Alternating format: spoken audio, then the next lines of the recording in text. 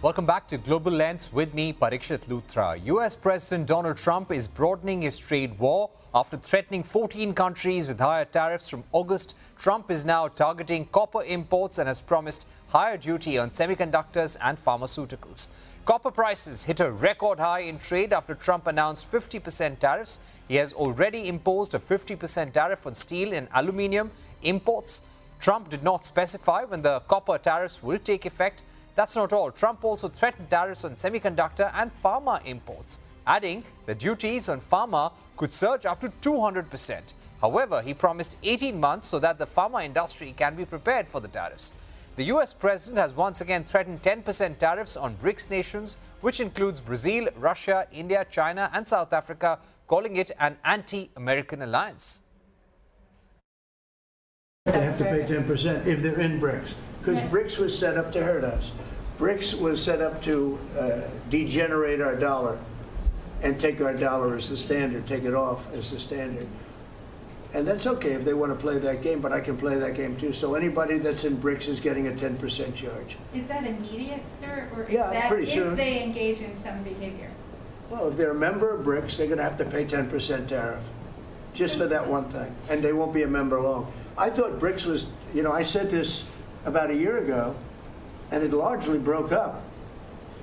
But, there are a couple that hang around, but I thought it largely broke up. BRICS is not, in my opinion, not a serious threat. But what they're trying to do is destroy the dollar so that another country can take over and be the standard. And we're not going to lose the standard. Ones we did steel, as you know, they're 50%. We did aluminum, 50%. Lumber just came out. Why don't you announce copper? And we did cars. And now, today we're doing copper. Copper and lumber. What would that tariff be on? The sectional tariff? I believe the tariff on copper, we're going to make it 50%. 50%. And we'll be announcing something very soon on pharmaceuticals. We're going to give people about a year and a half to come in, and after that they're going to be tariffed if they have to bring the pharmaceuticals into the country, the drugs and other things into the country. They're going to be tariffed at a very, very high rate, like 200%. We'll give them a certain period of time to get their act together. But they were all here, now they all left. They went to other places because we allowed, people that sat in this room allowed it to happen. And I don't allow it to happen. The people in this room don't allow it to happen.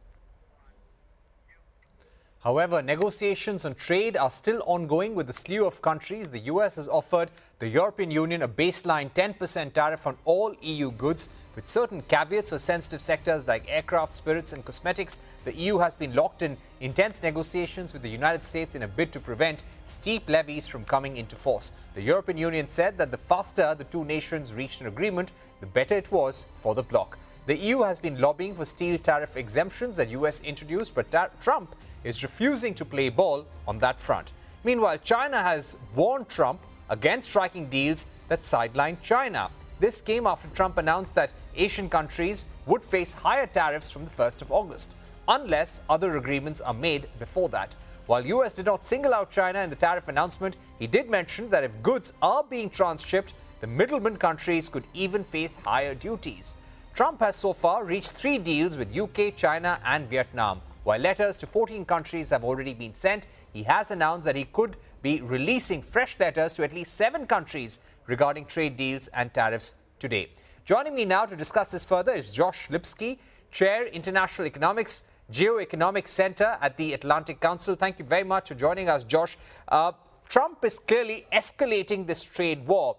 Do you see this helping the US economy by the end of 2025? Well, thanks so much for having me. I think the jury is very much out on the economic impacts on the U.S. economy. It's clearly destabilizing for the global economy.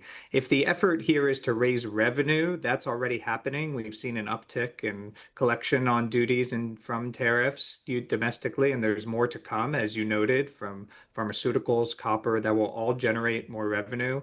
If the goal here is to reshore domestic manufacturing in the U.S., that's not something you'll see in 2025 or 2026. And I would argue the uncertainty around tariffs, the way the rates are fluctuating back and forth, what's being added, what's being taken off, what deals are happening, what's going to stick, makes it very hard for companies to reorient supply chains or manufacturing in any long-term kind of way. So revenue, yes. restoring jobs to the US, no evidence of that so far. Right. And let's look at China's reaction. Yesterday, China said and warned Trump against reigniting trade tensions by restoring tariffs on its goods next month. They also threatened to retaliate against nations that strike deals with the United States.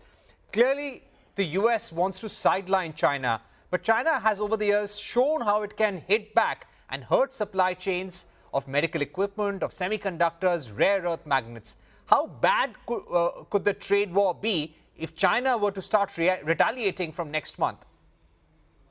Well, we could spiral once again like we were in February and March when we had 145% tariffs on China, which was essentially a trade embargo, a trade lockout between the world's two largest economies. And we could get to that place again, especially because if you've seen in these negotiated deals, Vietnam is one example, transshipment from China is one of the issues the US is focusing on.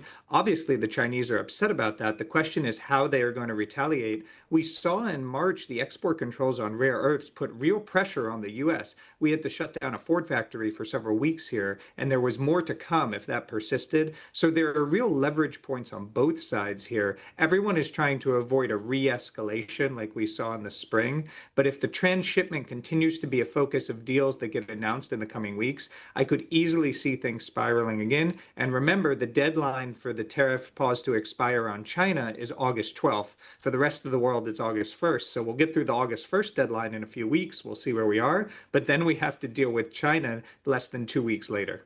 Right.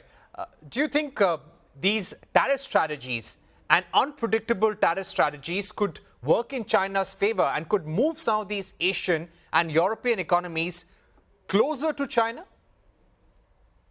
Well, we've also seen no evidence of that so far. So theoretically, what you're saying is possible. Countries could say, look at this instability that's coming from the US. Do I want to be closer to China in any way, shape, or form? But I don't think China's capitalized on that opportunity either. They're focused domestically. They're focused about their own economy, the issues and the troubles within the Chinese economy domestically, consumer manufacturing, overproduction of capacity. And those are the issues we see the Chinese officials focused on, less outreach to countries that might be more willing to engage. You saw President Xi skip the BRIC summit, for example, in Brazil last week. So I don't see evidence so far that while the opportunity may exist, China's capitalizing on that opportunity because most countries don't want to be forced to choose. They need to do business with China. They need to do business with the United States. And I don't see a situation here where China can sort of recapture what the U.S. consumer provides to the U.S. economy. It's nowhere in the league of the U.S. consumer, and it's far away from getting there. Right. I'd like to ask you about Trump's threat to BRICS. He reiterated it yesterday and made it clear that anyone who is a member of BRICS, including India, will get that 10% additional tariff. That's coming very soon. And BRICS is a grouping that is meant to hurt the US dollar. Now, while Russia has been pushing for a BRICS currency, currently we don't see any framework around it. India is not supporting that. There was talk about settlement, trade settlement in local currencies, but no one is talking about a BRICS currency per se. So do you feel Donald Trump's fear here is unfounded?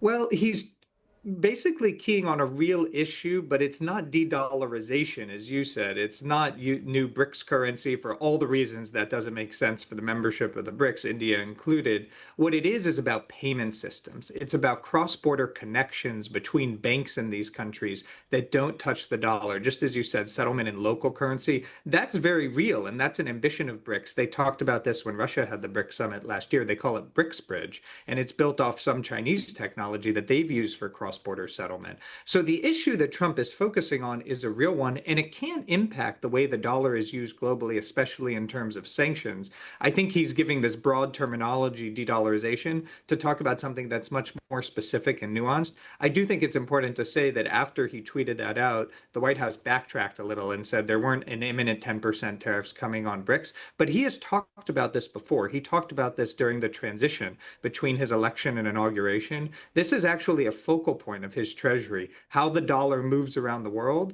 and how other countries are settling in alternative means going forward. So a little more nuanced than the way it's probably described on social media.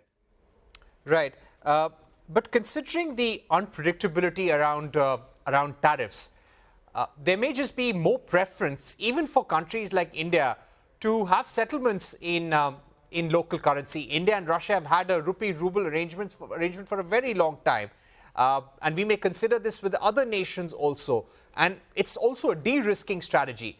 So don't you feel that with this very harsh and unpredictable stand on tariffs, other countries may just look for more options around the dollar?